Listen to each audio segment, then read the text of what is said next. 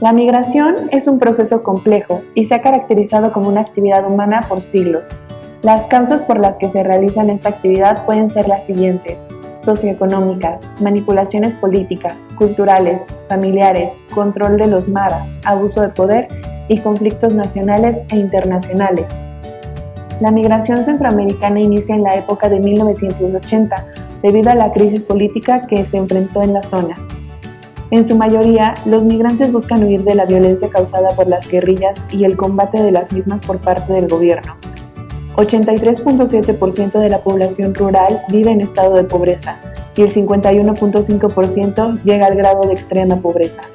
La migración es la estrategia de reproducción que se implementa cada día más en Guatemala, tanto así que las modalidades que se desarrollan son variadas y su magnitud es considerable, como se verá a continuación.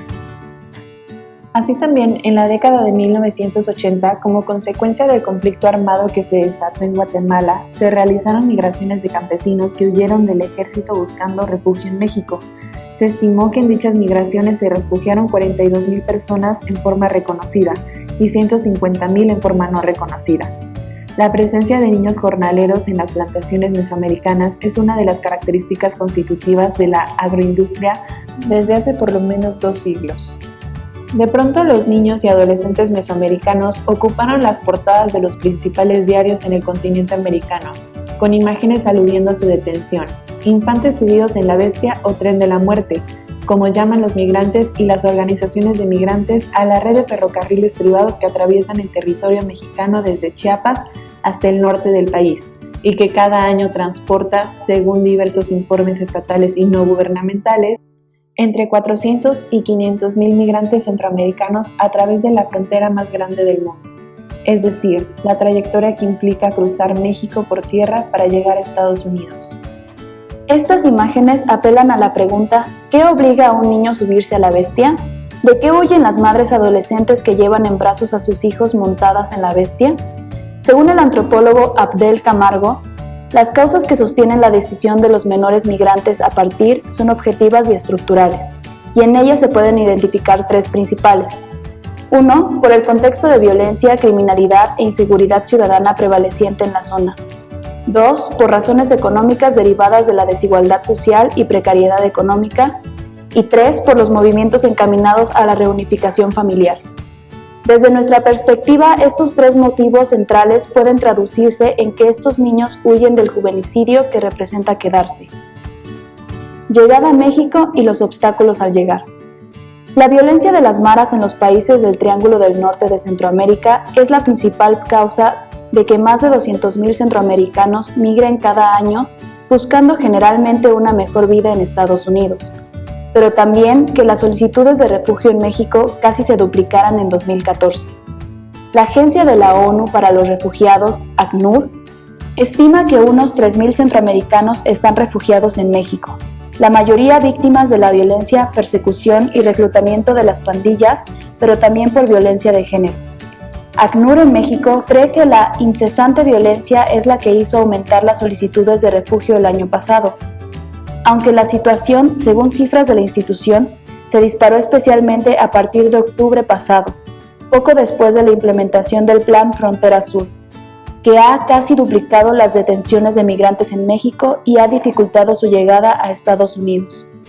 Muchos centroamericanos, sin embargo, no hacen la solicitud por falta de información o porque no han tenido acceso a las instituciones pertinentes en México, pese a que reunirían los requisitos para ser evaluados como refugiados.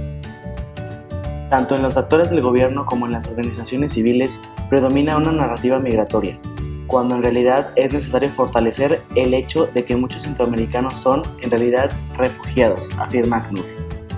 Otro de los problemas con los que se encuentran los centroamericanos es que muchas veces les da miedo solicitar el refugio en las oficinas del Instituto Nacional de Migración, la institución que se dedica a capturarlos y la primera puerta a la que deben llamar, porque la Comar apenas tiene 3 oficinas en el país, una de ellas en la capital.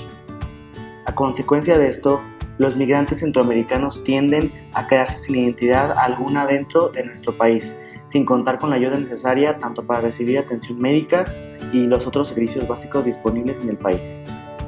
La trayectoria de migración centroamericana. Aunque sí ha habido migración desde Centroamérica a los Estados Unidos de forma documentada, también existe un modelo de migración que empieza desde el país de origen de Centroamérica y pasa por México para llegar a los Estados Unidos. Muchas películas y artículos han documentado el nivel de violencia al que son sometidos los migrantes centroamericanos, ya estando en México.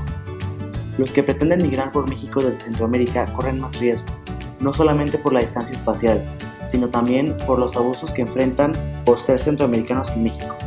Sin embargo, ya estando en la frontera de México y los Estados Unidos, los migrantes tanto mexicanos como centroamericanos corren los mismos riesgos al cruzar la frontera. Existen dos vías que toma el tren La Bestia para cruzar todo el territorio mexicano desde Centroamérica hasta los Estados Unidos. Una de ellas es iniciando en Tapachula, Chiapas, aproximándose por la costa del Golfo de México, cruzando por Coatzacoalcos, Veracruz, subiendo al estado de Tamaulipas hasta llegar a Reynosa. La otra vía que se toma es del centro del país, iniciando igualmente en Tapachula, Chiapas, y siguiendo su camino cerca de los estados de Puebla, subiendo por la Ciudad de México, pasando por los estados de Jalisco, Sinaloa, Sonora, en donde existe una desviación que te lleva directamente hasta Tijuana, Baja California, o finaliza en Nogales, Sonora. Consecuencias de llegada a México. Los riesgos que estas personas corren son distintos. Las extorsiones por parte de los pandilleros, fraude por parte de los que dicen que los van a pasar a Estados Unidos, mejor conocidos como coyotes, caídas de la bestia, quemaduras, violaciones sexuales, mafias que secuestran a migrantes por trata de blancas o red de prostitución. Los riesgos que corren las personas de su traslado hacia otro país son de alto riesgo.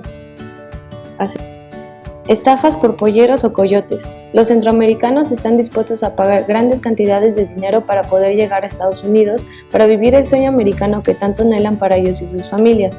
En consecuencia, la mayoría de las veces terminan siendo estafados por personas que supuestamente los ayudarían a cruzar la frontera México-Estados Unidos. Terminan siendo abandonados a su suerte en alguna parte del árido norte de México sin dinero y sin posibilidades de sobrevivir, terminar su viaje o regresar a su país. Trata de blancas. Las centroamericanas llegadas a México en múltiples ocasiones son absorbidas por células criminales dedicadas a la explotación sexual, aprovechándose de la gran necesidad de estas mujeres. Crean imperios de esclavitud sexual abusando psicológica y físicamente de estas mujeres. Reclutamiento por el crimen organizado. En ocasiones, el crimen organizado se aprovecha de las necesidades de los inmigrantes viajando por el interior de México. Los forzan a adentrarse a estas organizaciones delictivas, convirtiéndose en gatilleros y sicarios de esta forma de cáncer social. Si muestran una negativa, se desatan atrocidades como las ocurridas en San Fernando, Tamaulipas. Caso: Masacre de San Fernando, en Tamaulipas. La peor matanza de inmigrantes en México. De esta manera se describe este atroz crimen realizado por hombres armados pertenecientes al Cártel de los Zetas, denominado una de las organizaciones más violentas en México. Los asesinos no se tocaron el corazón al agarrar y llevar a 74 personas a una bodega semiabandonada en un sector rural del municipio de San Fernando, ubicado en el estado de Tamaulipas, terminando con la vida de 72 personas, entre los cuales fueron encontrados 24 hondureños, 14 salvadoreños, 13 guatemaltecos, 5 ecuatorianos, 3 brasileños y un ciudadano indio. Hasta la fecha, 12 cuerpos siguen sin ser identificados. De acuerdo a los medios y con la ayuda de 2 sobrevivientes que permitieron armar el rompecabezas, se logró recabar la siguiente información. En el 21 de agosto del 2010, los migrantes partieron este día del estado de Veracruz.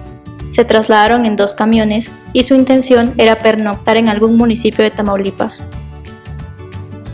Entre el 22 y 23 de agosto, antes de llegar al municipio de San Fernando, los migrantes fueron detenidos por hombres armados, y al parecer todos encapuchados, en una carretera principal entre las poblaciones de Victoria y San Fernando, Tamaulipas, a 145 kilómetros de Brownsville, Texas.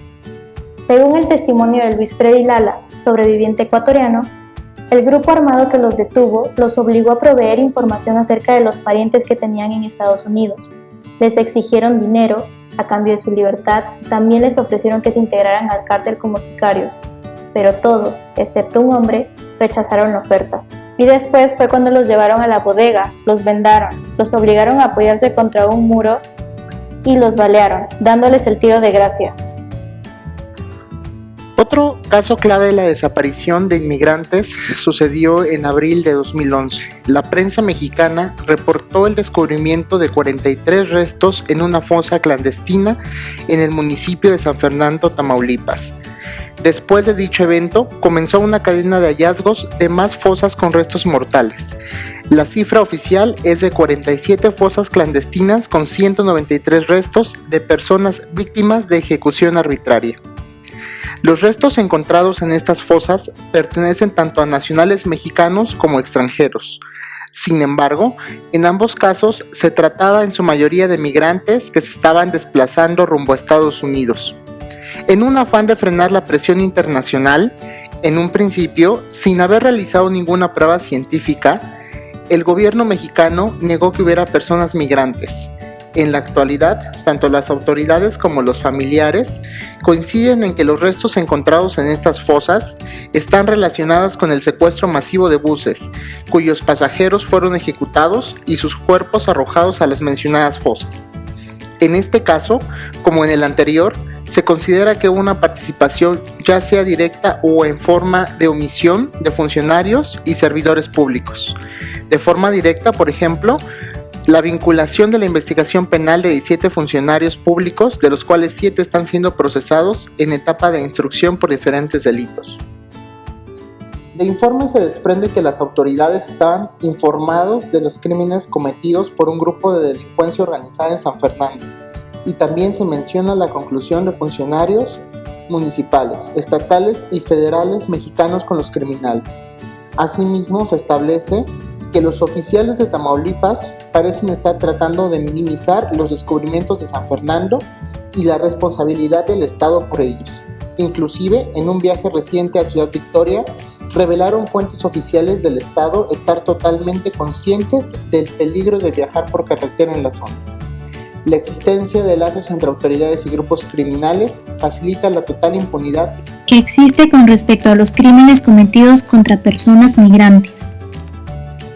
Si eres víctima o testigo de una desaparición forzada, denuncia de manera anónima.